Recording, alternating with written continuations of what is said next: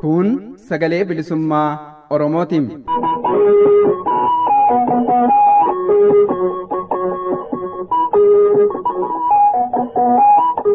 Sagaleen bilisummaa Oromoo dambalii gabaabaa meetir baandii 19 kiiloo heerzii 15,420 irratti jimaataa fi dilbata galgala sa'aatii 8 haga sa'aatii 8 walakkaatti afaan Oromootiin roobii ammoo galgala sa'aatii 8 haga sa'aatii 9tti afaan Oromootiin wal duraa duubaan qophiilee dabarsuu amma jalqabama. Kun sagalee bilisummaa Oromootiin.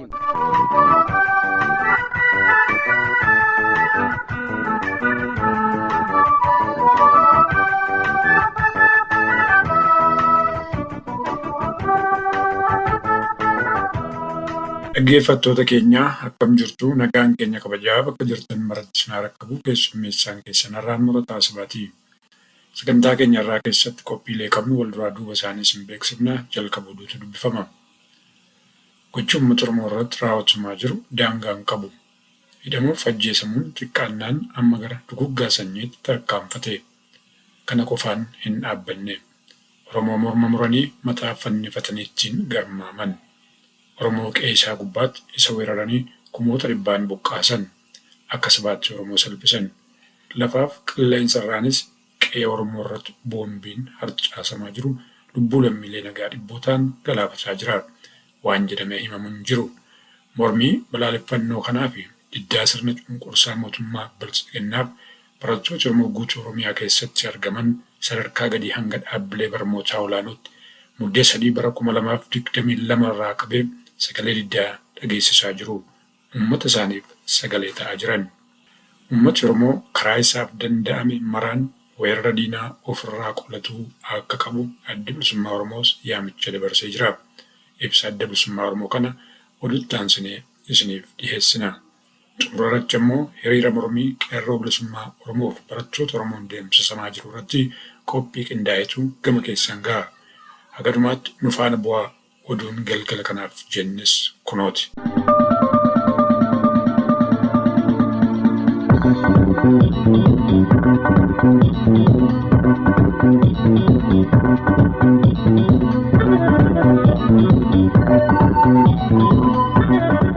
Akkam jirtan dhaggeeffattoota keenya oduu yeroo kanaa qabnu isin dhageechisnaa. Oduu yeroo kanaa kan isin dhageechisu aan Shumburaa Odaati. Manni Oromoo karaa isaaf danda'ame maraan weerara diinaa akka ofirraa qolatuu qabu adda bilisummaa Oromoo waamicha dabarse. Saamichi lafaa Oromoo irratti raawwatamu, ajjechaan gara jabinaan ilmaan Oromoo irratti raawwatamu, gochi uummata qe'ee fi qabeenya isaa irraa buqqisuu fi gochi gudeeddii namoota nagaa irratti raawwatamu sadarkaadhumaa irra ga'ee jira kan jedhe adda bilisummaa Oromoo ibsa kaleessa muddee 6 2022 baaseen gareen shororkeessaa faannoo jedhamuun waamamu mootummaa Itoophiyaa paartii bilxiginnaan durfamuun kan hundeeffame ta'uu ibsee jira. Gochi hammeenyaa tibbana Oromiyaa irratti raawwatame gita kan hin qabnedha kan jedhe adda bilisummaa Oromoo Minilik weerara jaarraa 19ffaa keessa uummata Oromoo irratti gaggeessan haadholii irraa harma mure warra dhiiraa irraa immoo harka muraa turuu yaadachiisuun bara mootummaa paartii badhaadhinaa ammoo gareen shororkeessitootaa morma ilmaan Oromoo irraa muruun mataa mukaatti diranii godina Gojjaa magaalaa Buree keessatti agarsiisuu ifa godhe adda bilisummaa Oromoo ibsa kanaan. Waan kana ta'eef uummanni Oromoo tokkummaadhaan ka'ee biyya ilmaan haadha fi abbaa walumaa galatti jiraachuudhaaf akka falmatu jechuun ABO'n ibsa kaleessa baase kanaan waamicha godheera. Dhaggeeffattoota keenya guutummaa ibsa kanaa oduutti aansinee isiniif dhiyeessina. Gama biraan duguuggan sanyii fi weerara lafa Oromiyaa irratti deemaa jiru dura dhaabbannee falmachuun mirga uumamaati jechuun qeerroon bilisummaa Oromoo kaleessa muddee 6 2022 ibsa baaseen beeksisee jira.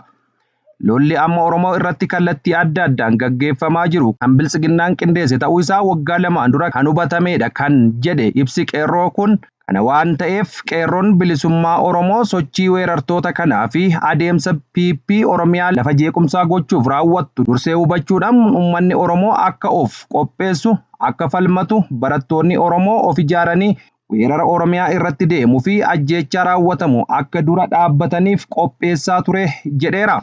Barattoonni Oromoo yuunivarsiitii fi manneen barnootaa adda addaa keessatti ajjeechaa fi weerarri lafaa kun akka dhaabbatu sagalee isaanii dhageessifachuu irratti argamuu kan hubachiise ibsi qeerroo bilisummaa Oromoo qabsoon yookiin mormiin nuti goonu kan barattoota qofa irratti hirkate hafu ta'uu akka hin qabne hubachiisuudhaan hojjettoonni mootummaa, miti mootummaa, dhaabbileen siviilii adda addaa, dhaabbileen amantii, qote bulaa fi qaamni hawaasaa hundi qabsoo abbaa biyyummaaf godhamuu fi weerara Oromiyaa irratti deemu dhaabsisuuf taasifamu kana irratti qooda isaanii akka gumaachan waamicha godheera. Barattoonni Oromoo dhaabbilee barnoota adda addaa keessa jiran hiriira ba'uun sagalee mormii dhageessisaa jiru. Muddee 5/2022 manneen barnootaa magaalaa Naqamtee hedduu keessatti hiriirri balaaleffannaa ajjeechaa Oromoo kan eegale halkanuma sana yuunivarsiitii Dirree Dawaatti itti fufuun manneen barnootaa sadarkaa lammaffaa kolleejjiiwwanii fi yuunivarsiitiilee Oromiyaa hedduu keessatti itti fufee jira. Humni finxaaleeyyii Amaaraa faannoo kan mootummaa federaalaa fi mootummaa naannoo Amaaraatiin deeggaraman tibba kana haleellaa uummata Oromoo irratti raawwataa jiraniin miidhaa ulfaataa qaqqabsiisuun wal qabatee Oromiyaa guututti mormiin barattootaa fi uummataa gaggeeffamuun isaa itti fufee jira. Haaluma kanaan manneen barnootaa afaan Oromoo Finfinnee keessa jiran dabalatee yuunivarsiitiilee Oromiyaa keessa jiran hunda manneen barnootaa fi uummanni Oromoo marti sagalee tokkoon dhumaatii uummata isaa kan kallattii hundaan taasifamaa jiru balaaleffataniiru. Oromiyaatiin alatti yuunivarsiitiileen naannoo kibbaa kanneen akka Jiinkaa, Wachamoo, Waraabee, Miizanteeppii fi Arbaa Mincii keessatti hiriirri mormii fi dhagannaan nyaataa gaggeeffamee jira. Godina Wallagga Ba'aa aanaa Kiraamuu, Giddaa Ayyaanaa, Godina Horroo Guduruu aanaa Amuruu, Jaardagaa Jaartee, Godina Shawaa Ba'aa aanaa Booset, Kaaba Shaggar Salaalee fi bakkoota adda addaatti hidhattoonni Amaaraa fi humni biltsiginnaadhaan bobbaafaman kunneen namoota dhibbootamaan lakkaa'aman ajjeesanii kuma dhibbootamaan kan lakkaa'amanis qe'eerraa buqqisanii manneen jireenya uummataa barbadeessaniiru. Akkasumas qabeenya hedduun saamuun isaanii ni beekama. Haleellaan mootummaa federaalaatiin deeggaramu kun qilleensa irraanis tumsamee bakkoota hedduutti haleellaan xiyyaaraa raawwatee miidhaa ulfaatan lubbuu fi qabeenya Oromoo irratti ga'eera. Gocha biltsiginnaa kanaa fi hidhattoota fi finxaaleeyyii Amaaraa kanatti kan gaddan barattoonni Oromoo yuunivarsiitiilee garaagaraa fi manneen barnoota adda addaarra jiran Oromiyaa guututti daandiitti ba'uun sagalee mormii dhageessifatanii jiru. Kana malees barattoonni yuunivarsiitiilee adda addaa nyaata lagachuudhaan mormii gaggeessaa jiru. Akkasumas lammiileen Oromoo biyyoota adda addaa jiran dhaabbileen Oromoo fi qaamni hedduun gocha sukkaneessaa saba keenyarra gahaa jiru keenya hin ilaallu jechuun mormii gaggeeffachaa jiraachuu maddeen keenya nuuf gabaasaniiru. Hiriira mormii kanarrattis qabsoo bilisummaaf uummanni Oromoo godhu galma ga'umsa kaayyoo fi akeeka qabsaa'ota kufanii dhiigan barreessinee birmadummaa biyya keenya Oromiyaa ni eegganna, nageenya lammiilee Oromiyaas ni dhugoomsina jechuun mormii gaggeessan keessatti dhageechifatanii jiru. Hiriirri kun erga eegalee guyyaa sadaffaasaa kan lakkoofsise yoo ta'u, haga guyyaa har'aattis itti fufee gaggeeffamaa jiraachuunis ni beekama. Barattoonni fi qeerroon bilisummaa Oromoo waggoota 4 booda daandiitti haala wal fakkaataa ta'een guutuu Oromiyaatti ba'uun falmii eegalan. Warraaqsi qeerroo bilisummaa Oromootiin qindaa'e barattoota manneen barnootaa sadarkaa tokkoffaa irraa haga yuunivarsiitiilee akkasumas qonnaan bultoota, daldaltoota, barsiisotaa fi hojjettoota mootummaa hirmaachise bara 2014 irraa hanga 2018tti gaggeeffamaa ture. Murna OPDOtiin butamee ilmaan nafxanyaa aangomsuun ni yaadatama. Murni OPDO TPLF fi ergamaa turte erga qabsoo qeerrootti fayyadamtee aangoo qabattee ilmaan nafxanyaa warreen sirna haxeewwanii deebisuuf ifaajaniif ergamuu jalqabde. Cunqursaa fi roorrifamuunis kan yeroo kamiyyuu caalaa Oromootti jabaate. Haala kana obsanii dadhabuun barattoonni fi qeerroon qarreewwan hiriira mormiif marroo lammaffaaf waggaa 4 booda daandiitti ba'uun falma eegalan. Hiriirri mormii kun bakkoota tokko tokkotti gara fincilaatti jijjiirame yoo ta'u, qeerroon hiriira eegale kana gara warraaqsa qindaawatti jijjiire sirna nafxanyaa kana kan hundeedhaan buqqisa jechuun maddeenis gabaasaniiru.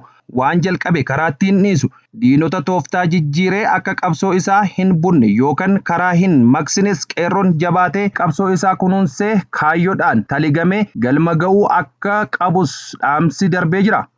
Egaan kabajamtoota dhaggeeffattoota fi daawwattoota keenya oduu har'aaf qabne asuma irratti xumurree jirra. Sagantaalee raadiyoo sagalee bilisummaa Oromoo hafan waliin turtii gaarii isiniin jedha.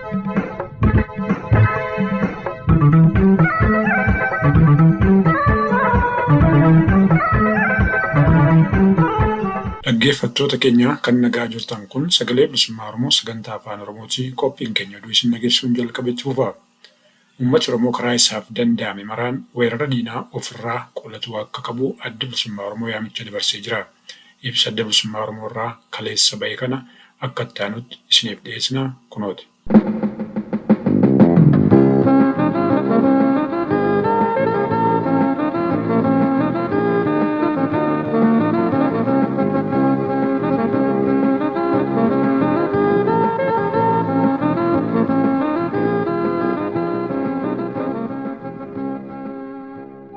Uummanni Oromoo karaa isaaf danda'ame maraan weerara diinaa akka ofirraa qolatuuf waamicha adda bilisummaa Oromoo.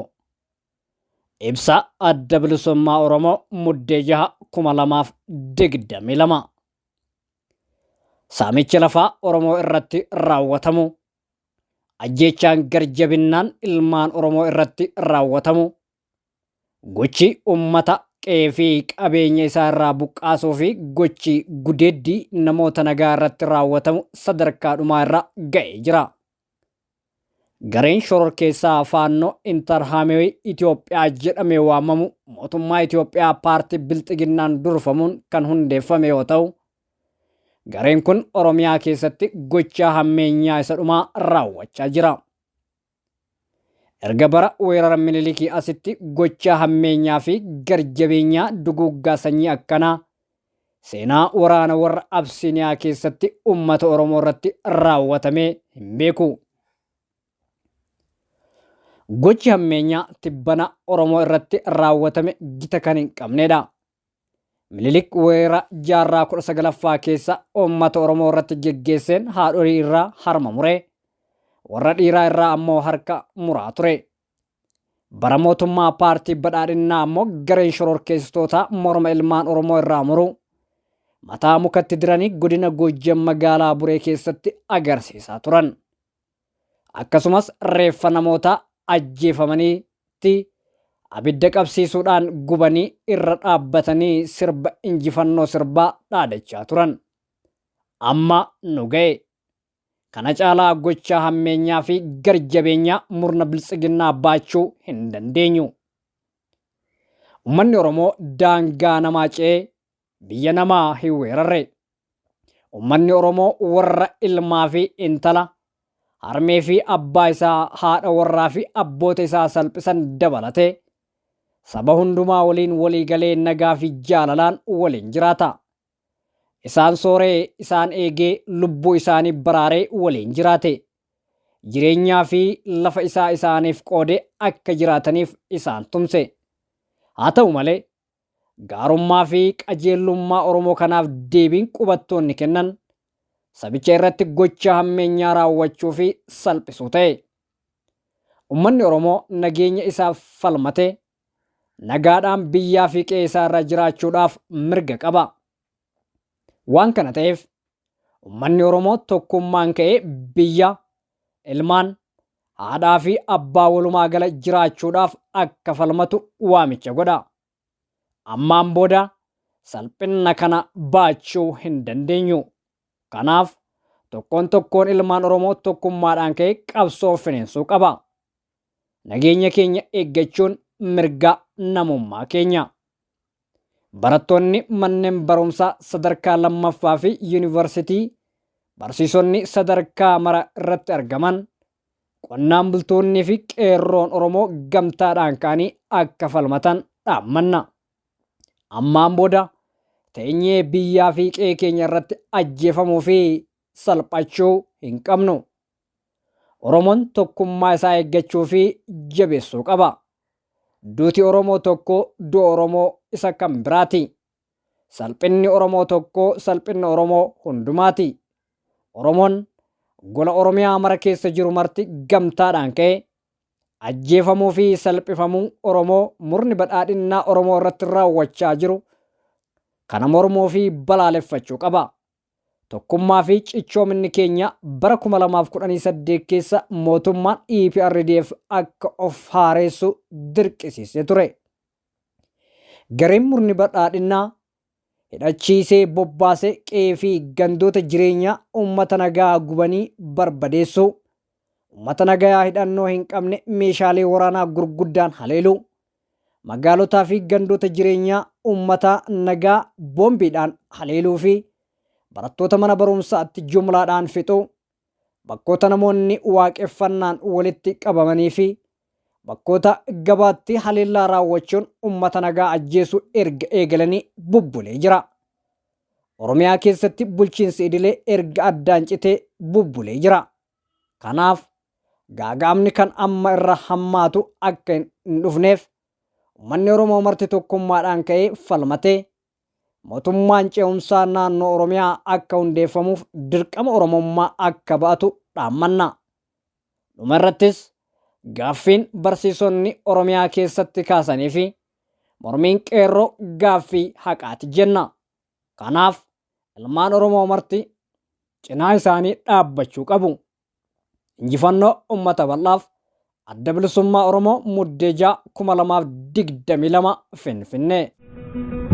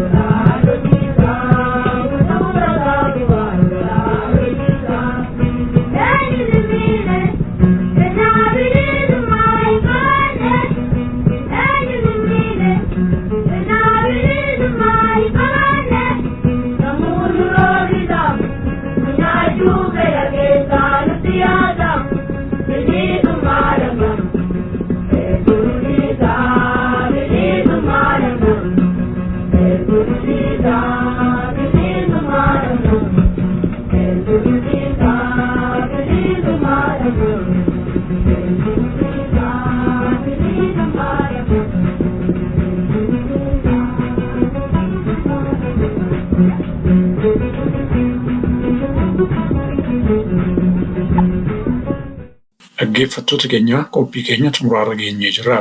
Hiriira mormii qeerroo bilisummaa Oromoo fi barattoota Oromoon deemsifamaa jiru irratti qophii qindaa'etu gama keessan ga'a kunooti.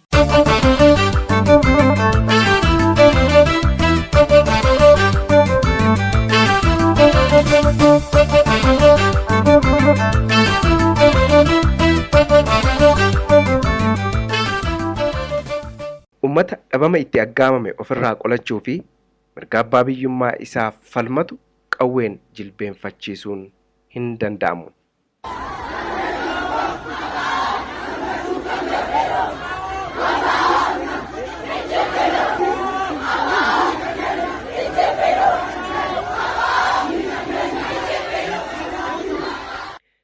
Seenaa addunyaa kanarraa yoo kan baranna ta'e humni cimaan humna ummataati. Uummanni gaafa dararaan itti hammaatu, gaafa akka sabaatti jiraachuun isatti ulfaate, gaafa kabajni namummaa fi mirgi dhala namaa fi dimokiraasii inni qabu sarbame, sagalee isaa karaa isaaf mijatu maraan dhaggeessifachuun mirga isaa falmata. Falmaan mirga abbaa biyyummaa ammoo haguma dhiibbaa fi dhiittaan hammaataa dhufuun qabsoon sabaas jabaataa dhufa. Dhiigni ho'aan dhangala'u dhiiga biraa danfisaa akkuma jedhan sana wayita biyyaa fi qeesaa irratti salphifamu rakkoo isaatti furmaata gochuuf kallattii itti amane hundaan diddaa isaa dhaggeessisama.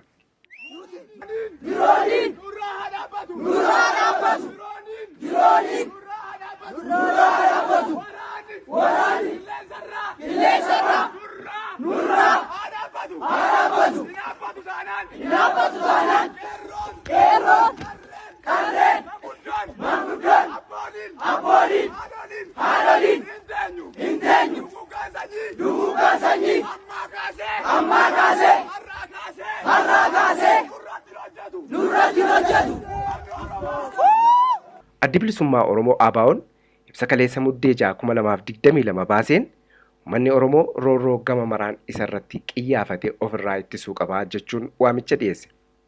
Saamichi lafa Oromoo irratti raawwatamu, ajjechaan gara jabinaa ilmaan Oromoo irratti gaggeeffamu, gochi uummata qe'ee fi qabeenya isaarraa buqqisuu fi gochi gudeeddii namoota nagaa irratti raawwatamu sadarkaa dhumaa irra ga'ee jira kan jedhe ABO'n. Uummanni Oromoo diina daangaa isaa sarbee ajjechaa suukanneessaa erga bara Minilik mul'atee hin beekne jaarraa 21ffaa keessa isa irratti raawwatu dhaabbatee ilaaluu hin qabu jechuun waamicha taasise. Daguggaa sanyii fi weerara lafa Oromiyaa irratti raawwatamaa jiru dura dhaabbannee falmachuun mirga uumaatii kan jedhe ammoo jaarmiyaa qeerroo bilisummaa Oromooti. Qeerroon bilisummaa Oromoo sochii weerartoota kanaa fi adeemsa PP'n Oromiyaa lafa jeequmsaa gochuuf raawwatu dursee hubachuudhaan uummanni Oromoo akka of qopheessu, akka falmatu, barattoonni Oromoo of ijaaranii weerara Oromiyaa irratti deemuu fi ajjechaa raawwatamu akka dura dhaabbataniif qopheessaa turuu ibseera. Qeerroon bilisummaa Oromoo muuxannoo ganna 20moota darban qabuun weerara kamuu, hacuuccaa fi abbaa irree kamuu uummata isaa irraa ittisuuf qophii gochaa akka ture ibsuun yeroo ammaa sagalee uummata isaa ta'uu eegaluu addeessee jira. Qeerroon bilisummaa Oromoo mootummaa wayyaanee waggaa dheeraadhaaf siyaasaaf dinagdeen biyya kana to'atee of ijaaruun dararaa uummata biyyattiirra gahaa ture falmachuun akka isaan Tigraayitti galan gochuun seenaa yeroo gabaabaati. Wareegama ulfaataa baasee wayyaanee aangoorraa haa ari'u malee aangoon uummataa murna shiftaa uummata keessatti of ijaareen hatamee uummanni keenya waggoota 4 darban miidhaa waggaa 30 bara bittaa wayyaanee caalu argee jira. Aannanuu yoo ukkaamsanii raasaan ro'oo cabsaa akkuma jedhan uummanni Oromoo waggoota 4 darban kana jijjiiramni baanamu tarii karaatti deebi'a jedhee obsaan eeggachaa tureera. Haa ta'u malee warri obsi Oromoo sodaa itti fakkaate leellistoonni sirna moofaa duraanii ilmaan nafxanyaa kanneen siluma uummata Oromoo dachii isaarraa buqqisuuf hawwii qaban hiriirsuun mootummaan PP yakka suukanneessaa hagana hin jedhamne uummata Oromoo irratti waloon raawwachaa jiru. Diddaa roorroo fi cunqursaa duguggaa sanyii fi weerara lafa Oromoo didatuuf jecha muddee 3/2022 irraa qabee diddaan yuunivarsiitii Haramayaatti dho'e yeroo ammaa Oromiyaa guutuu keessatti adeemsifamaa jira. Haaluma kanaan barattoonni Oromoo manneen barnootaa sadarkaa gadii kaasee haga dhaabbilee barnoota olaanoo keessa baratan akkasumas qarree fi qeerroon Oromoo ajjechaa suukanneessaa finxaaleeyyii naannoo Amaaraa Faannoo jedhamanii fi hidhattoota mootummaa PP'n raawwatamee fi ittis jiru balaaleffataniiru. Godina Horroo Guduruu Wallaggaa fi Wallagga Bahaa addatti onoota akka Kiiramuu fi Guuttinitti akkasumas godinaalee Shaggar Kaabaa fi Bahaa keessatti yakka ilmaan Minilikiin murna bilxiginnaatiin hidhachiifamanii bobbaafaman Oromoo irratti raawwatan mormuun sagalee aantummaa isaanii dhaggeessisanii jiru. Keessumattuu barattoonni Oromoo Gindabarat haala akkaan ulfaataa keessatti bahanii uummata isaaniif sagalee ta'anii jiru. Barattoonni manneen barumsaa magaalaa Naqamtee keessa jiranillee haala akkaan qindaawaa ta'een bahuun rakkoo fi dararaan uummata keenyarraa kan dhaabbatuu danda'u yoo tokkummaan kaanee qabsoofne mirga abbaa biyyummaa keenyaa yoo mirkaneeffanne qofaa jechuun sagalee isaanii dhaggeessisan. Hiriirri mormii qeerroo fi barattoota Oromootiin geggeeffamaa jiru kun guutuu Oromiyaa keessatti adeemsifamaa kan jiru yoo ta'u, gabaasa hanga ammaatti nu dhaqqabeen manneen barumsaa godinaalee Arsii, Baalee, Harargee, Iluu Abbaa Boorii fi Jimma keessatti diddaan fakkaataan dhaggeessifameera. Barattoonni manneen barumsaa Waaqoo Guutuu Finfinnee, Jaarraa Abbaa Gadaa, Boolee Bulbulaa fi mana barumsaa Jeneraal Taaddasaa Birruu Finfinnee akkasumas manneen barnootaa adda addaa kanneen akka Gimbii, Naqamtee, Harargee Galamsoo, Baha Shaggar, Maqii, Beddellee, Arsii Boqojjii, Sulultaa, Amboo, Burraayyuu, Baalee, Madda Walaabuu fi walumaa gala guutuu Oromiyaa keessa jiran hiriira bahuun yakka suukanneessaa finxaaleeyyii Amaaraa fi mootummaa biltsiginnaatiin gahe balaaleffataniiru.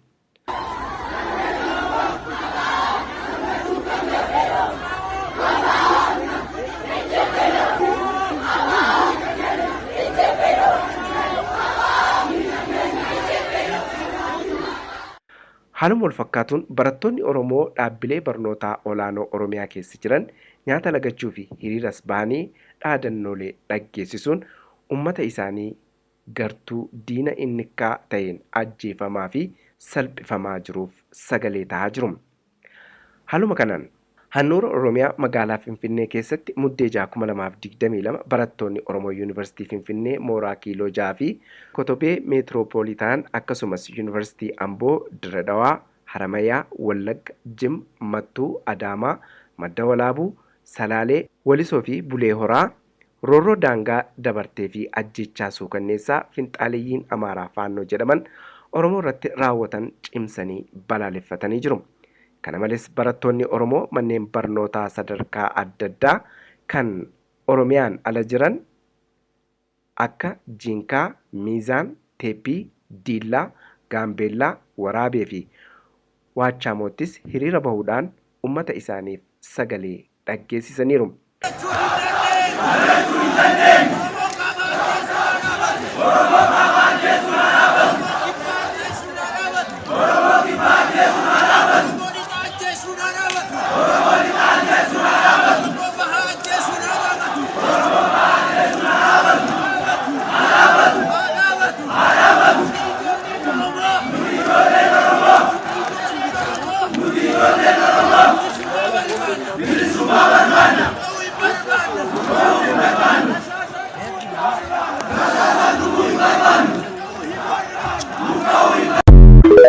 Walumaa galatti hiriirri mormii barattoonni Oromoo guutummaa Oromiyaa keessaa fi dhaabbilee barnoota kutaalee Impaayera Itoophiyaa adda addaa keessa baratan geggeessaa jiran cimee itti fufee jira.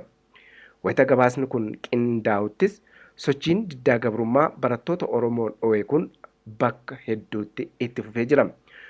Uummanni gabroome yoo tokkummaan ka'ee mirga abbaa biyyummaa isaaf hin falmanne bara baraan akka hoolaa jiraatti qalamaa qeef qabeenya isaa irraa buqqaa jiraata.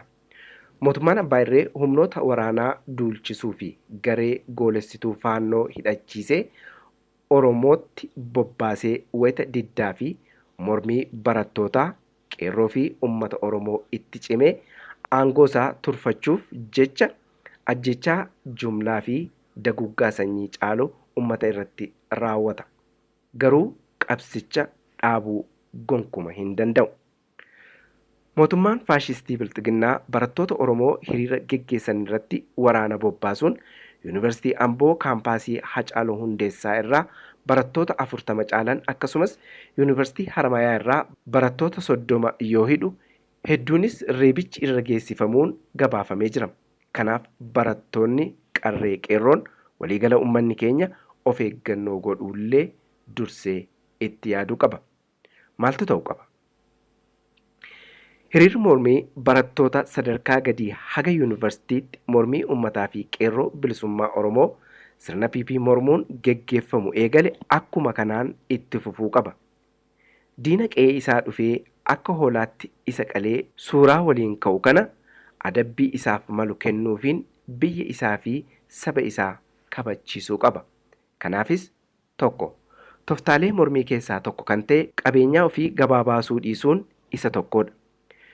Yeroo biyyi rakkoo diinagdeen qabamtee jirtu kanatti Oromoon qabeenyaa isaa keessattuu kanneen akka midhaan nyaataa fi akka jimaa gabaa baasuu diduun diddaa isaa dhageessisuu qaba. 2. Oomishaaleen kamuu kanneen akka fuduraa fi muduraa dabalatee akka gara Finfinnee hin seenne yoo godhame diddaan kun yeroo gabaabaa keessatti bu'aa argamsiisa. 3. Karaa biraan oomishaaleen biyya ollaa kanneen akka Jibuutiif Keeniyaa yoo ugguraman dhiibbaa guddaa uumuu danda'u. Dhaloota dhabama uummata isaatti aggaamame qolachuu fi mirga abbaa biyyummaa isaa falmatu qawween jilbeenfachiisuuf yaaluun gonkumaa akka hin danda'amne seenaa qabsoo bilisummaa Oromoo addattis warraaqsi qeerroo bilisummaa Oromoo askaluu kanaa ragaa gahaa ta'a.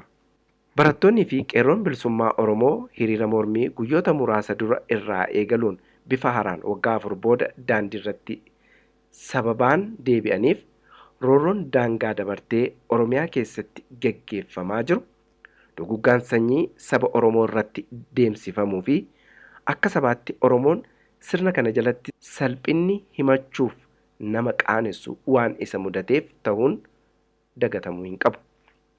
Uummanni Oromoo xiyyaara waraanaa fi diroonii gubbaarraa qe'ee isaa keessatti gubamaa waraana aangoo Bilxiginnaa tiksuun akeeka weerara Minilik dhugoomsuuf bobbaafamee fi humnoota Amaaraa goolistituu faannoo jedhaman kan sirnichaan deeggarsi bifa hundaa taasifamee fi haala arguu fi dhagahuunis ta'e dubbatuun nama suukanneessuun ajjeefamaa awwaalcha dhowwamaa fi reeffa isaattis qoosamaa waliigalatti gidiraa roorroo seenaa impaayera keessatti hin mul'anne wayita mudataa jiru kanatti callisanii taa'uun kan isaaniif hin danda'amne ta'uurraa warraaqsicha dhoosuuf dirqaman.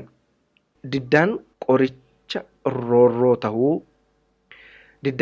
roorroo ta'uu diddaan gabroomsaa fi tumsitoota isaarratti adeemsifamu ammoo wareegama feesisu hunda baasuuf qophii ta'uu hojiin agarsiisaas jiru. Diddaan qeerroo bilisummaa Oromoo fi barattoota Oromootiin qabsiifame finiinaa jiru kun kan bu'aa argamsiisu deeggarsa uummataan waan ta'eef uummanni keenya qeerroo dargaggoota Oromoo cina hiriiree duguggaa sanyii salphinaa fi hiraara waliigalatti gabrummaa jaarraa oliif sirna koloneeffataa gateettii isaarra jiru kanatti xumura gochuu qabaan dhaamsa keenya. Akeekni sochii kanaa akka karaarraa hin maqnee fi galii kaayyoo bilisummaa Oromoo dhaqqabuuf hundumtuu karaatti eeguu qabaanis dhaamsa keenya.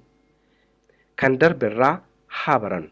Dhumarratti kan jennu dhaloota dhabama uummata isaatti aggaamame qolachuu fi mirga abbaa biyyummaa isaaf falmatu qawween jilbeenfachiisuuf yaaluun gonkumaa hin danda'amu.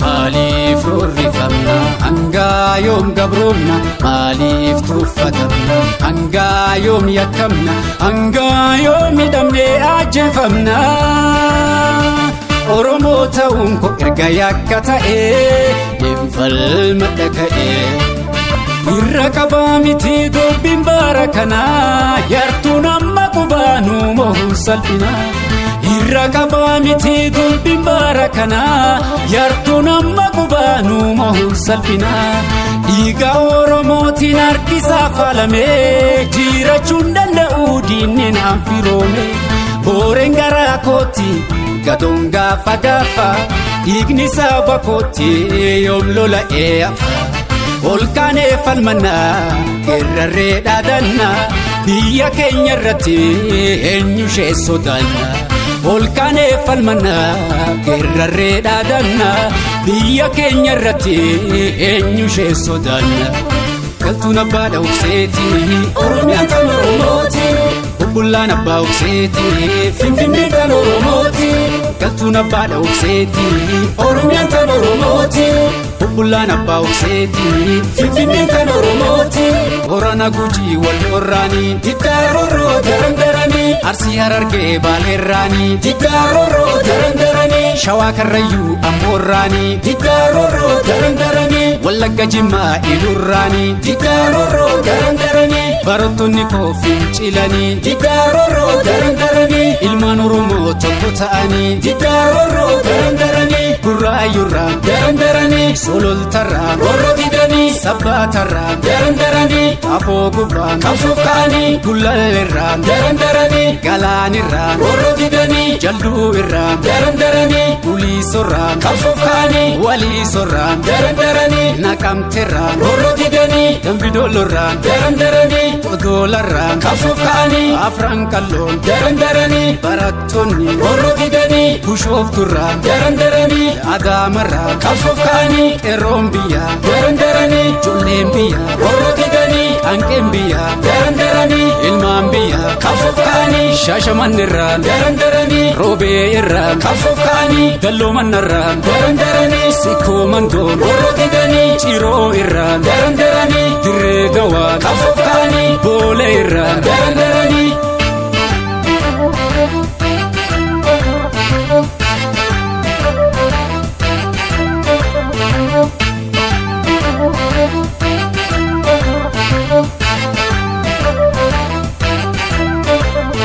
maaliif roorrifamna hanga yoom gabroomna maaliif tuffatamna hanga yoom yakkamna hanga yoom hidhamnee ajjeefamna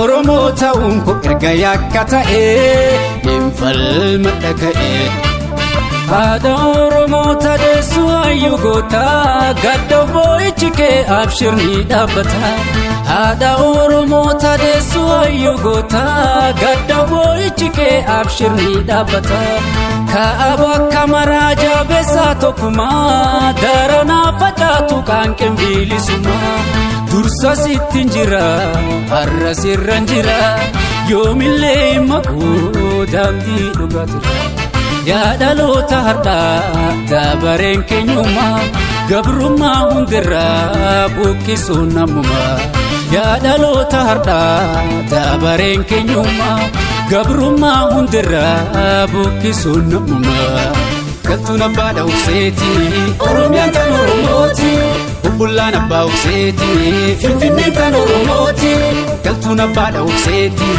Oromiyaan kan Oromooti Bullaan abbaa ufseeti Finfinnee kan Oromooti Keniyaa Sudaan Jibuutirraanii Diddaarorroo darandaranii Saawuz Afrikaa Ijiptirraanii Diddaarorroo darandaranii Ameerikaa Kanaadarraanii Diddaarorroo darandaranii Awustiraaliyaa Awuroopparraanii Diddaarorroo darandaranii Saudi Arabiyaa Eeshiyaarraanii Diddaarorroo darandaranii ilmaan Oromoo bakka jiranii Diddaarorroo darandaranii Tanzaanirraa darandaranii Osloo irraa warra didanii Torontorraa darandaranii Yamaanirraa qabsuuf ka'anii Dubaayirraa darandaranii Minnesota warra didanii Berliinirraa darandaranii Melbourneirraa qabsuuf ka'anii Niiworkirraa darandaranii Jiddaa irraa warra didanii DC irraa darandaranii Atlaantarraa qabsuuf ka'anii